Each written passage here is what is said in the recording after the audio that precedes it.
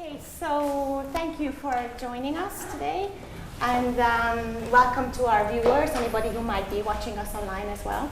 So this session is about the 3 C's, and I am Margit Szesztay. I work here at ELTE University, and I'm very happy to be able to say that I'm fortunate enough to be a teacher of English. And I'm saying it's fortunate because English teachers have no content to teach. So it's not like a fixed subject matter like mathematics or geography. So there are lots of things that I can bring into my teaching, and that gives me a lot of freedom. So this session actually is run by 2 of us. So I'm going to hand over to my co-presenter to introduce himself. Okay. My name is Pohl, and I'm fortunate enough to be Margit's husband. And I'm really saying this, I mean it, because for one thing, because she's Margit, and for another, because we're also colleagues. So we work here at the university in the same department, and we share many things, professionally as well as personally. And one of the things that we realized we shared has to do with the 3 C's. So we thought it'd be a good idea to talk to you about why we feel the 3 C's are important in education, because one thing that we also have in common is that we do see ourselves as educators. And so we're very much looking forward to the session with you. Okay, so what are the 3 C's, these magical 3 C's? So we've got these 3 little visuals to demonstrate the 3 C's. And the first C stands for critical thinking. So actually the 3 C's stands for 3 different kinds of thinking, 3 different modes of being really, that we feel would be important to bring to our classrooms. So the first is the critical thinking. The second one is the creative thinking. And of course, we're not the only ones saying this. A lot of people have been saying that we need to develop critical thinking and creative thinking. But perhaps less had been said about the third C, which is the compassionate thinking. So that's what we want to look at today, how to bring critical, creative, and compassionate thinking into our classrooms. Mm-hmm. Well, let me just talk you through the rough structure of our session. We're going to clarify what the 3 C's, what creative, compassionate, and critical thinking mean to us. As Margit says, these are not new words or concepts. Many people use them, and people have very different ideas of what these words stand for. So I think it's important that we make it clear what we mean by creative, compassionate, and critical. Then we will look at what it is that very often stands in the way of creative and critical and compassionate thinking. And we will finish by taking a closer look at the one that we feel is central, that very often is overlooked or is just not seen so much, and that's compassionate thinking. So how can we bring compassionate thinking into our everyday English language teaching? Let's move on then and look a little bit more depth into the 3 C's. So critical thinking, here are 3 features that we consider important about critical thinking. So I'll just give you half a minute just to read this.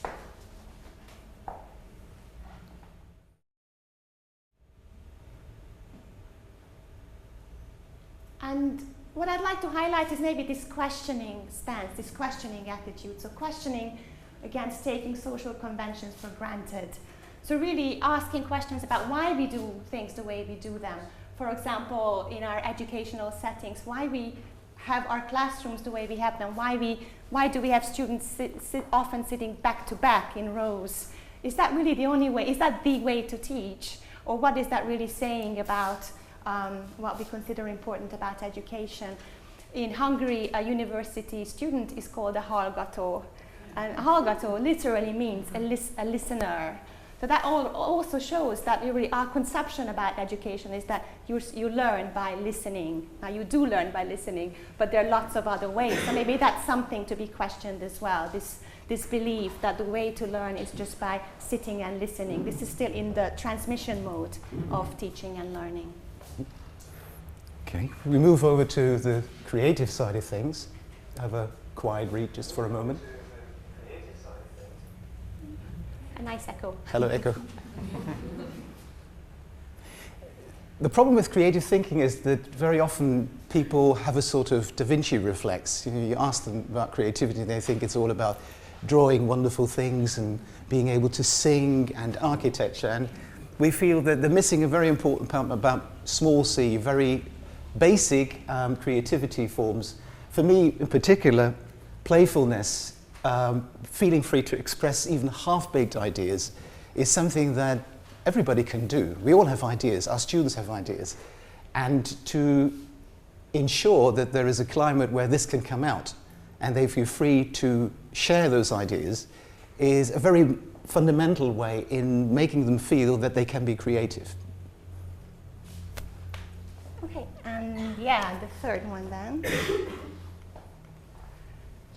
Compassionate thinking. So again, just have a quiet read.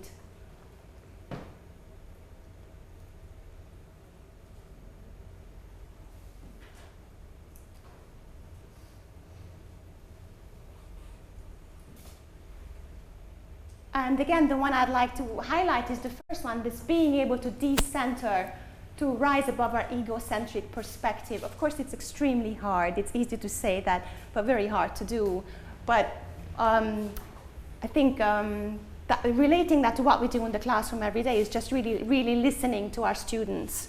So that if you can really listen, reach out and listen to what the students are saying, how they're feeling, and responding to that, that's already a step towards this kind of practicing compassionate egos, moving away from this egocentric way of being. So there it is. We'll go deeper into these things, but just as a kind of key features overview. Now, we've done a bit of research, actually, into the 3 Cs, and we've got conclusive evidence that the 3 Cs are universal, believe it or not, that everybody has the 3 Cs in them, all of you and all of our viewers and everyone. And here is our evidence. Okay, so if you look at your palm, you can identify at least 3 lines, right? Maybe 4, maybe there's a 4th one, but we would just like you to focus on the 3 lines, the 3 strong lines in your palm. Can you see them, just to check? Yeah, I think we all have them, that's given. Yeah, so there is the critical line, the creative line, and the compassionate line, right? So this is conclusive evidence that we're all capable of these 3 different kinds of modes of being and thinking. So what we'd like you to think about for a minute is, which is your strongest line? Which is your strongest mode? The creative, the critical, or the compassionate? The strongest. And it could be because it's the longest, but you don't have to take it that literally. Okay? This is just a metaphor, obviously. So what we're asking you to think about, and maybe our viewers to have a little conversation with themselves, is just to think about what's your strength. And actually, we're going to ask you to, some of you are already doing this, that's great. We're going to ask all of you to just turn to the person sitting next to you and just share with them which is your strength. Right? And can I introduce before you start, sorry. Too late. Before you start, we brought a helper, so if you're here, we would like you back, okay? Go.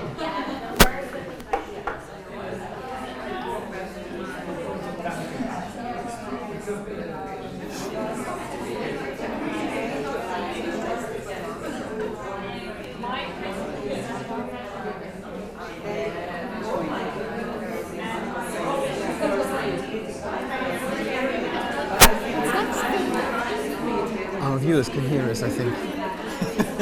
So we can have a conversation for the viewers. Well, we're now moving to looking what stands in the line.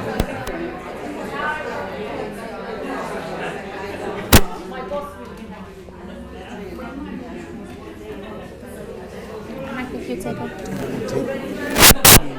No, they just share that. So I think you take over. What if the 2 palms are not the same? If the 2 If the 2 palms are not the same? Well, then you have more creativity and critical thinking and everything than anybody else. You have a choice. If the 2 palms are not the same, take it as a metaphor. Yeah? Okay.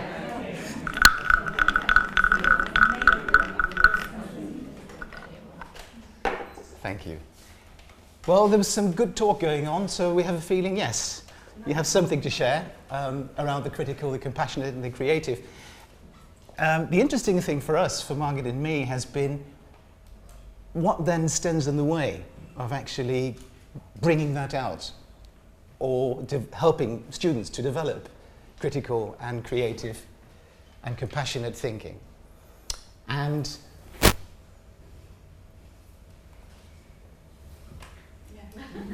it's interesting if we're staying in the school setting, because I know so many teachers who are keen on actually bringing it out, creating opportunities for their students to develop their critical and compassionate and creative thinking.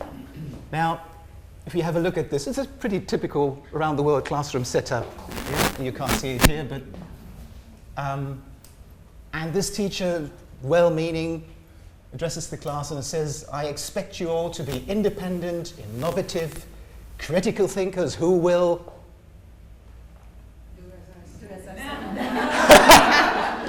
Any other ideas? Who will? Achieve great things. Okay, who will achieve great things? Who will change? Challenge me. Wow, you're far out. Change the world. Who will change the world? Exactly. Well, you're very good. Yeah, who will do exactly as I say. And so what this points up nicely is there's often unintentionally a mismatch between these aims and our very keen interest to do something and the very way we do things. It might be the methodology, or it might be simply the class setting. So this is not about bashing what teachers do, it's about still reminding ourselves that the way we operate very often is very much part of the message and the setting within which we teach our students. So what I'm interested in then is, if I could borrow a bit of chalk maybe.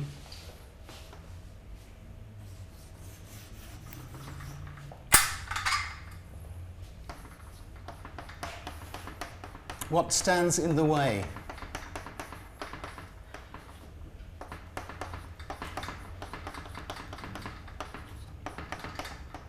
Can you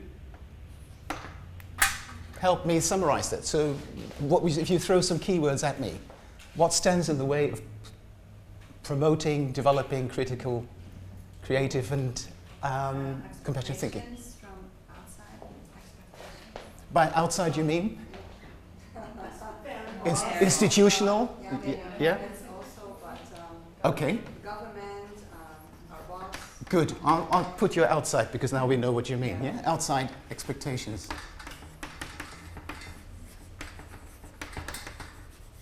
What else? Rules. Uh-huh. Students, school socialization. Mm-hmm. That would be a little bit part of that, wouldn't it? Anything else that we haven't thought of, maybe? Routine. Okay. Maybe not as strict as rules, but conventions, maybe. The way we do things. Yes. Yeah? Which blends a little bit into routine, I think. Yeah. Very often, Cutty? Parents' expectations. Uh-huh. Would be part of the outside. Yeah? very often just simple things like infrastructure. I mean, if they cannot stand up in a That's park, right, yeah. it's too little. Okay, I'm happy with that for now. So the part that we find very strongly getting in the way of things, that's Margit and me, is very much to do with rules and conventions and things. So we would like to continue looking a little bit more into what this means, rules and conventions. Can you have a quick read of those lines and decide, maybe with the person next to you, who's speaking, where are they, and what's going on?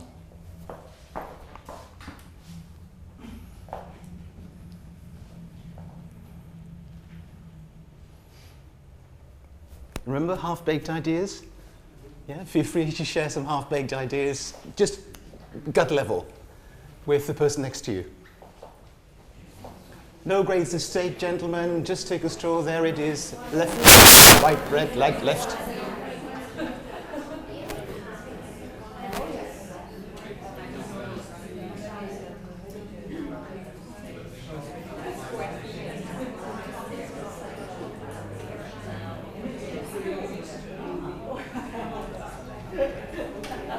I help you a little bit.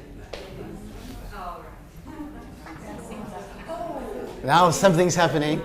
I can see a few lights going on. At least to the older generation, actually. Can somebody say what they think they're seeing? Where? What? Who? Dead Poet Society. Sorry? Dead Poet Society. So, and this is what? That's Robin Williams explaining to the students a way to be different, to walk to find their own way of walking. Okay, so Robin Williams, the teacher. Let's just, yeah, so just to make that, there might be people who don't know. I mean, this goes back a long way, you know, early 90s or 89 even, maybe. Yeah. Okay. All right. Now, we would like you to watch that scene, actually. And Yasmina has already sort of started thinking what it might be about. What do you think is the message of that scene? And if you had to give it a title, what title would you give it? So to condense your thinking the shortest possible way. No grades at stake, gentlemen. Just take a stroll.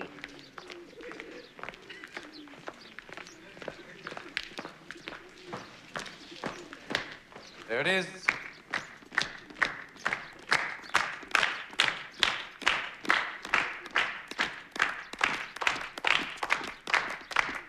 I don't know, but I've been told doing poetry is cold. Left, left, left, right, left, left, left, left, right, left, left. Halt! Thank you, gentlemen. If you notice, everyone started off with their own stride, their own pace. Mr. Pitts, taking his time. He knew he'll get there one day. Mr. Cameron, you could see him thinking, is this right? It might be right, it might be right. I know that. Maybe not, I don't know. Mr. Overstreet, driven by a deeper force. Yes. We know that, all right. Now, I didn't bring them up here to ridicule them. I brought them up here to illustrate the point of conformity, the difficulty in maintaining your own beliefs in the face of others. Now, those of you, I see the look in your eyes like, I would have walked differently. Well, ask yourselves why you are clapping. now we all have a great need for acceptance, but you must trust that your beliefs are unique, your own, even though others may think them odd or unpopular, even though the herd may go, that's bad. Robert Frost said, 2 roads diverged in the wood, and I took the one less traveled by. And that has made all the difference. Now, I want you to find your own walk right now, your own way of striding, pacing, any direction, anything you want, whether it's proud, whether it's silly, anything. Gentlemen, the courtyard is yours. You don't have to perform, just make it for yourself. Mr. Dalton, you'll be joining us. Exercising the right not to walk. Thank you, Mr. Dalton. Just illustrated the point. Swim against the stream. Some titles? Just shout them out. Go your own way. Go your own way. Let it be. Sorry? Let it be. Let it be. That's a nice one. Third? Be brave to yourself. Uh-huh. Well, we kind of looked at it slightly the other way. Let's do it my way. Yeah, let's do it my way. And I think it's a nice demonstration how difficult that is, because we're so ingrained. All the things you mentioned, the rules and conventions, our own psychological routines, as Margit pointed out at the beginning, are very much to do with this. Now, do you want to talk about how you took this further with the students? Oh, okay. Is that the next slide? Isn't it? I'm not I think it sure. is. Let's have a look. No, it isn't. It's not up there, perhaps. Anyhow, one thing that you could do with this scene, if you wanted to work with it, and by the way, just for the sake of our viewers, I don't know how good the quality was, but if you Google Dead Poet Society conformity scene, you'll find it. So that's the way to look for it. It's in Hungarian, which is very nice. It's called conformitas. Yeah, or for Hungarians, conformitas. It actually literally says so. Because it's an international word, isn't it? This conformity word. And for our English-speaking viewers or international viewers, conformity scene, Dead Poet Society. So one thing that I did with some of my groups after we watched this is I got them to come up with an acrostic poem. Just, you know, you put up the word conformity, and then they had to come up with some words to beginning with each one of the letters. And I thought we had some examples, but it's gone. Anyhow, visualize it, imagine it. But obviously there are many other ways in which you could work with this scene. And it's quite a powerful scene, so if you just watch it, I think it will get the point across. So, yeah, I mean, maybe critical and creative thinking is more talked about. I said this at the beginning. So we wanted to highlight the compassionate thinking a little bit. So again, I'm going to ask you just to have a quiet read at this definition.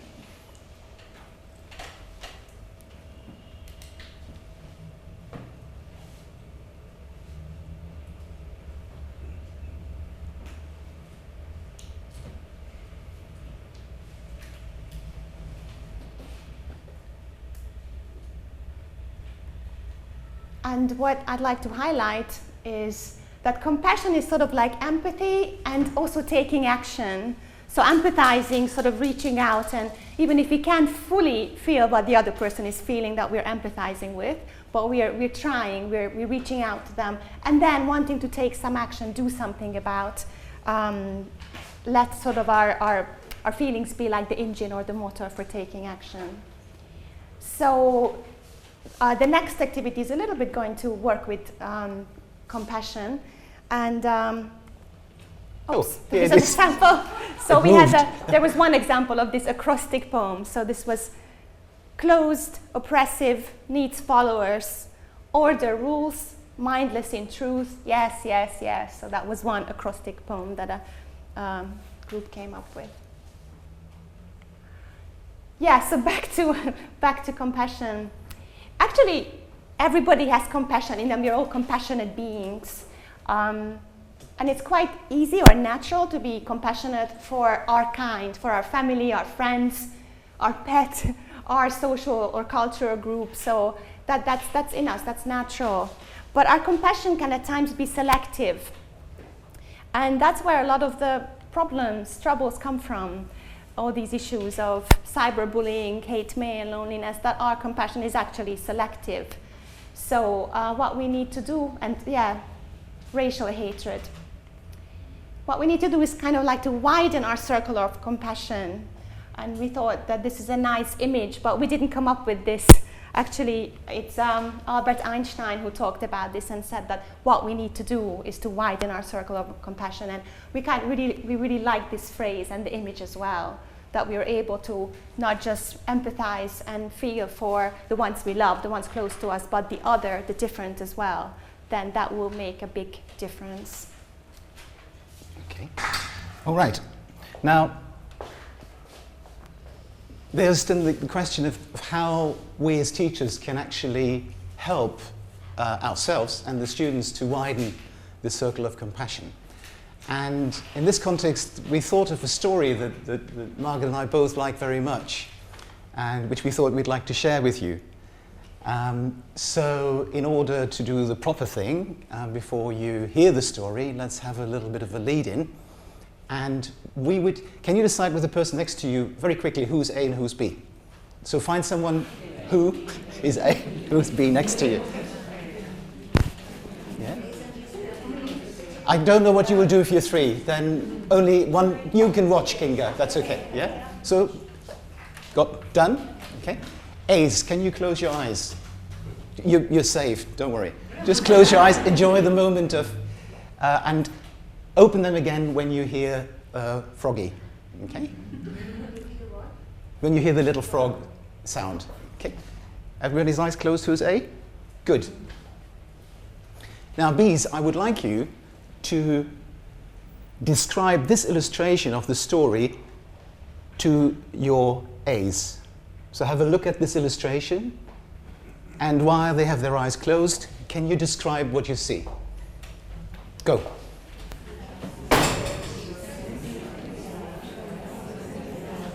It's okay, it's just the...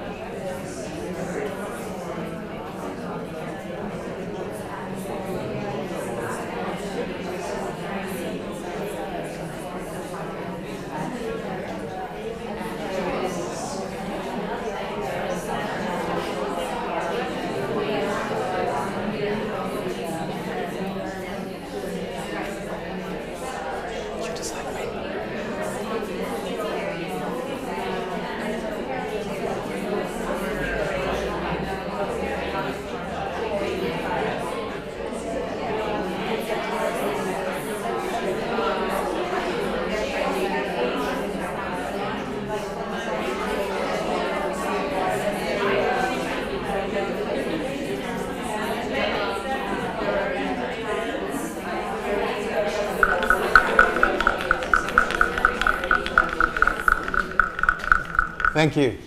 And thank you, Froggy. Okay, here's the story. You can, you've opened your eyes. Yes, Froggy said you can. Okay. Two monks were traveling together. And at some point, they came to a river with a very strong current. As they were preparing to cross that river, they saw a woman who looked very worried, also attempting to get to the other side. When she noticed the two monks, she asked them if they could help her. One of the monks lifted her upon his shoulders, crossed the river, and put her down on the other bank. The other monk was very upset, but didn't say anything. They walked on, and after a while, the first monk noticed that his companion had remained silent the whole time. So he asked him, "Is something the matter? You seem to be upset." His friend said, "You know that we, monks, are not allowed contact with women, let alone touch them. So how could you have carried that woman on your shoulders?" The first monk said, "I put that woman down an hour ago, but you seem to be carrying her still."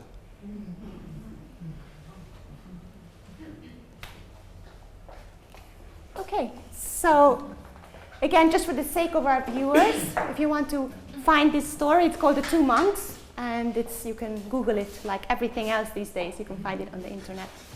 So I'm just going to give you half a minute to think about what is the story about, just sort of individually think about that. So you listen to this story, what is it about for you? Just think about that for half a minute, and I'm going to ask our viewers to do the same.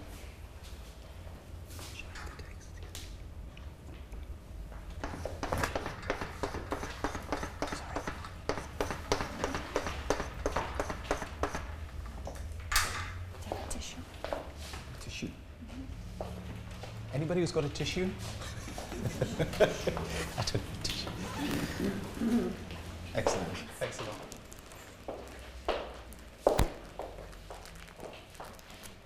Okay, so I'm just going to ask you just to put this in the back of your mind, whatever your thoughts are about the story. And I just need one tissue. Thank you. And we're going to do an activity called 20 questions. And I'd just like you to come up with some questions about this story. Any questions? You've just listened to a story. Can you ask some questions about it? We'd like, as a group, to brainstorm 20 questions. Go ahead. Did you have a question? Still thinking. Don't think. So any kind of question, yeah. When did it happen? Okay, great. When did it happen? What happened next? Right. What are their names? So what happened next? What are their names? Yeah. Where were they heading? Where were they heading? Was the other monk able to swim? Was the other monk able to swim? Okay, yes, that's a really good question. By the way, I'm just repeating the questions for the sake of our viewers in case they can't hear them. I'm not. Sorry. Yeah. Why did the women want to get across? Why did the women? Okay, yeah. Why did the woman want to get across? Yes, really good. What happened with her? What happened? What happened to her? Did the woman say anything? Okay. You mean like at the end when? Yeah. Which monk was older? Yes, that's a really good question. Which monk was older? How old were they anyhow? What order were they? Yeah. What order were they? Yeah. Could she have crossed the river without any help? Yeah. Could she have crossed the river without any help was the question. Did she really need help? Yeah. How have they been monks? Okay. Yes. How long have they been months? How deep was that river? Okay, yeah, so there was a current, but yeah, how deep was it? Yeah. So come on, this is a group challenge. We've only got a couple more. Okay, what time of day was it? Okay, yeah. Was it like evening or morning? What time How of day? scantily was the woman dressed? Sorry? How scantily was the woman dressed? How scantily was the woman dressed? Okay, that will take us in a different, that will take our thinking in a different direction. Yes. Were the monks hungry? Okay, yes. That's true. Hunger can have all kinds of effects on us. Yeah, that's a really good question. Yeah. Did the woman have shoes? Did the woman have shoes? Okay. Just 3 more. Yeah. Did she pay them? Did she pay them? Did she pay them? Yes. Did the first monk think he was breaking rules? Right. Did the first monk think he was breaking rules? Yeah. And just one more.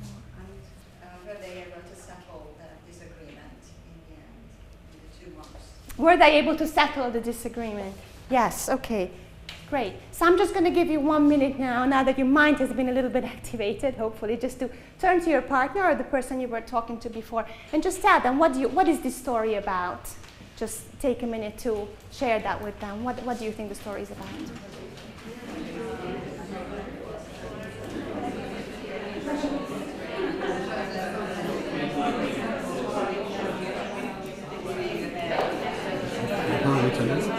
You're fine.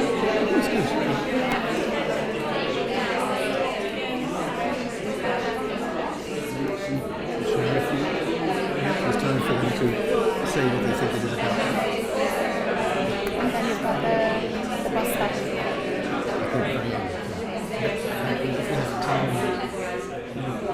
Do you want to say anything about his press? It's also interesting to know what we kind of thought of the current situation. If you want to, yeah. I mean, we might just, if they're curious what.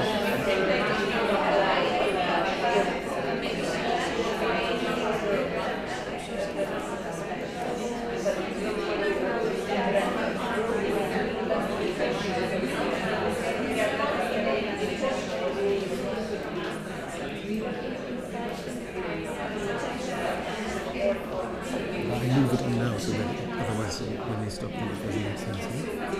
The Move it text. on to.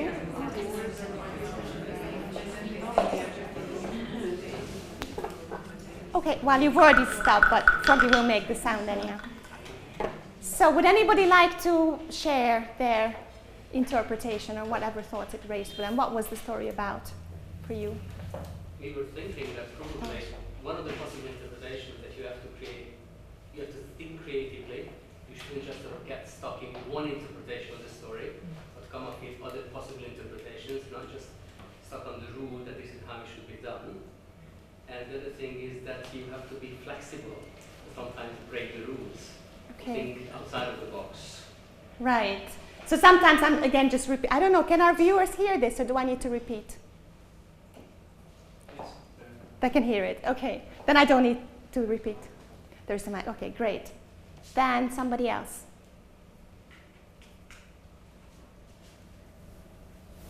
It's about using your discretion. And it's a word I always find difficult to translate into different languages, but it means that you look at a situation and you react in a way which might be against rules, but might be more humane.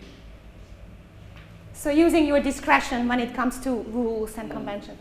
Okay, thanks. I think in the story the last sentence is something that gives you a message in many cases. So my idea was that what you have to bear, the suffering and everything is not physically hard to tolerate, but rather spiritually, or if you don't talk about it, then you can't get rid of this bad feeling or something like that. So spiritual suffering, that it's easier to get rid of it if you talk about it. It can be kind of therapeutic to talk about it. Thank you. Yeah. Anybody else? Go ahead. Maybe just the message is that there are rules and rules are very important, but we don't always have to take rules literally. So there is always another thought. So if, for example, this is for me about discipline, but if at a person's life at stake, for example, you obviously break the rules and I don't think you violated that rule. Right. Okay. It could be the double meaning of touch. So they're not allowed to touch women, but physical as opposed to emotional touch. And I think the last sentence saying that I put her down, but you still haven't. I mean, it's in terms of that connection that might be there. Yeah, so maybe emotional touch versus maybe the other monk, the monk who didn't pick up the woman and help, was touched even more than the first. That's a really interesting point. What does touching mean? How do we interpret the rules? It's a really, really, really clever point. Actually, when I was doing this with a group of students in this very room, and then one of my students said, yeah, but we don't know the other rules that the monk said. Surely there must have been something about you need to help somebody in need.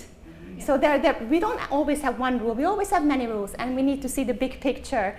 And some of the rules might kind of outweigh or kind of discredit some of the lesser, interfere with some of the lesser rules. So yeah, so lots of really good ideas. I mean, it links nicely. Go on, just one more idea. I just want to add that it's also a question of taking risk for the others and take a moment to forget about ourselves sometimes. Right. So in that moment, maybe when the monk picked up, he wasn't even thinking. He saw that moment and he just said, yeah, I have to help. So immediately his helping instinct was stronger than the thinking. Sometimes we're talking about all this thinking, but sometimes it's good to stop our thinking and just act, just feel and do what we need to do. Going back to the discretion idea of Marx. Yeah. I'm just observing this from the side. It was interesting how the quality of the questions changed slowly to something that got you into really getting into this kind of thinking about the motivation behind the story. And one step to take, which we're not going to do really now, but would be to make this personal to the students. So can you think of situations you've been in where this conflict of rules and intuitive feeling of wanting to help or wanting to do something right was clashing? And the reason why we thought of this story now is that both of us immediately thought, what a nice analogy for the situation in this country. Well, one of the main arguments for not helping the refugees was that they're breaking EU rules of entry into the European Union. Well, maybe they do, but maybe there's a different rule that should apply, whichever way you think about how the situation might be solved. So we sort of thought, that's incredible, because that, for us, is one example, which is very concrete. So we were happy we both thought of that story. Okay, so we started out looking at these three different modes, three different ways of thinking: critical, compassionate, creative. But of course, these are analytic categories, and in real life, they all happen together. So it's not like, okay, I'm going to plan in a bit of critical thinking, I'm going to plan in a little compassionate thinking. It all happens together. And we also wanted to just give you a taster of some activities when it's all happening together. So this activity with the 20 questions, it also kind of demonstrated group creativity. Because first you were a bit uncertain, but then you were asking questions, and as you were listening to some questions, that triggered further questions. So the group was actually really able to come up with really creative questions that kind of open up this group creativity for us. And in that, we were also becoming critical. So we were kind of questioning sort of the taken for granted one interpretation of the story. There were multiple interpretations. And there was a bit of compassion in that as well, looking at the whole story from different perspectives and from the perspective of the woman who needed to cross. Right, before we let you go and finish off with one or two recommendations if you want to chase up some of the things that have inspired us, there's also an article which we wrote together, which I'm going to show you, where you have a bit more time to think through what it is that has been on our minds. I thought I'd leave you with one other example of compassion in action that I just simply love. Almost every year, Mark and I do teacher training in the UK, and there's, we could say, our favourite primary school that we always take teachers to, because that school, to me, so far has been the epitome of compassion applied in everyday things. No special activities that students go to, in very little ways, in creating an atmosphere where constantly there are acts of kindness and there's attention encouraged in the students. And the image I wanted to leave you with is this. This is in the playground. There's a sign called Buddy Bus Stop. So remember, this is a primary school, and basically what happens is that all the kids know, and the kids who arrive in the school who come from somewhere else, from abroad, from another town, or kids who simply have a bad day, they know if they go up to the bus stop, somebody will come. Somebody will pick you up. They will just stand there with you. They say, do you want to play with me? Or, so not teachers.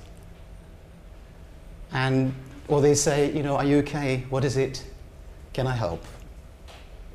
Not sure what they're saying, but the point is that this is a regular feature of how these kids are encouraged to learn to be compassionate.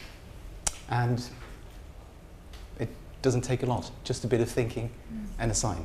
So it's one of my favorite models, if you want. And also just to show that perhaps critical, compassionate, and creative thinking should start early. We don't have to wait until we've got teenagers in our classes. Okay, so as I said, we'd like to finish with just a pointer to 3 sources, as it were. Margit's been very much involved, some of you know, in the global issues SIG of IATEFL. And one nice resource that is online is called E-Lesson Inspirations, where you will find, Margit, what will you find there? Oh, I've taught you, you will say it. Resources, lots of ideas of particularly video clip-based material with lesson plans, so ideas for how, very simple lesson structures, for how you can use those. And many of them actually have a compassionate, creative or critical slant. We also both like really Lindsay Clanfield's and Luke Medding's book, 52, A Year of Subversive Activity for the ELTE Classroom. There's a number of interesting short activities that you can slot into your regular teaching to bring out or bring in. Yeah, at this stage I'd just like to say, I don't think this, that there are some taster activities up on the GSIG website. Okay. So if you go to the GSIG website, so the GSIG stands for Global Issues Special Interest Group. And if you go to the Global Issues Special Interest Group of IATEFL, you will find 6 activities taken from this book, this electronic publication called 52, A Year of Subversive Activity for the ELTE Classroom. So you can have a feel for what it's like, try it out. And the little article that we wrote together is also available through Humanizing Language Teaching magazine. So it's very, very short, which is nice. Thank you.